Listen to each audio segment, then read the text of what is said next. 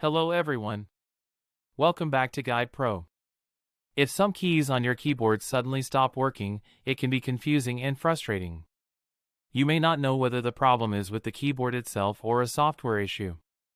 To test your keyboard, open Chrome on your PC. In the search bar, type keyboardtester.co and open the website. Once the website loads, click on Keyboard Tester. You will see a full virtual keyboard displayed on your screen. Now start pressing keys on your physical keyboard one by one. Each key that is working correctly will turn green on the screen and you may hear a sound. This confirms that the key is responding properly. Now look at my keyboard test here.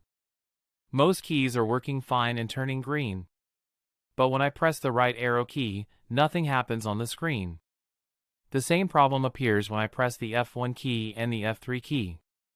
These keys stay unresponsive, which clearly shows they are not working. This method helps you identify exactly which keys are faulty without installing any software.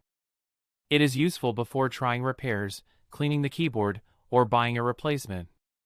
Like the video if it helped. Subscribe to Guide Pro for more PC fixes and troubleshooting guides.